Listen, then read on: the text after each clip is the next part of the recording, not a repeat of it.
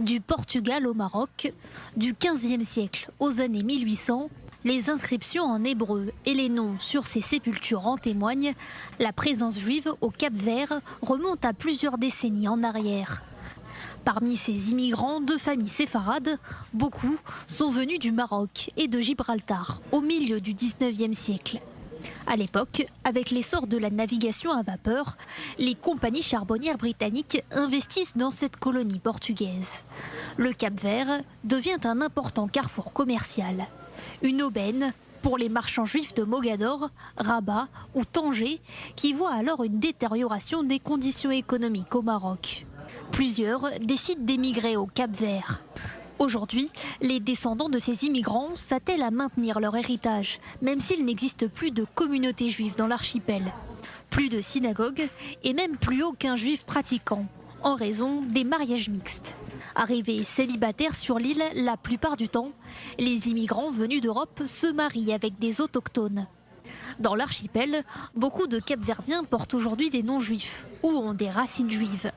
Leurs familles viennent du Maroc, d'Espagne et du Portugal, car la présence juive au Cap-Vert remonte en fait au temps de l'Inquisition.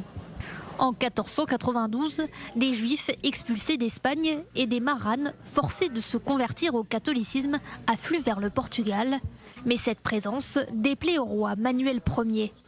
4 ans plus tard, le souverain proclame à son tour un décret d'expulsion.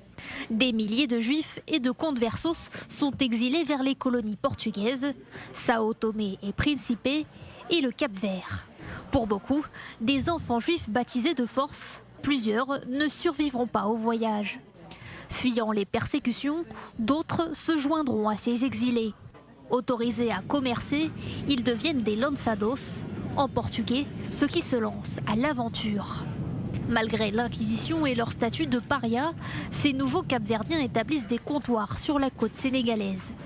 Rejoints 300 ans plus tard par les Juifs du Maroc, ils s'installent sur l'île de Santo Antão, dans le village de Sinagoga. C'est là, dit-on, que les Juifs se réunissaient pour prier. Des traces de la présence juive sont également retrouvées à Praia, la capitale du Cap-Vert, mais aussi sur les îles de San Vicente et de Boa Vista. Partout, là aussi, des non-juifs dans les cimetières récemment restaurés grâce aux descendants de ces Capverdiens et au soutien financier du roi du Maroc. En 2017, le Cap-Vert a classé ces lieux de mémoire à son patrimoine historique national. La dernière demeure de ces immigrants et enfants d'immigrants ne pourra pas être détruite.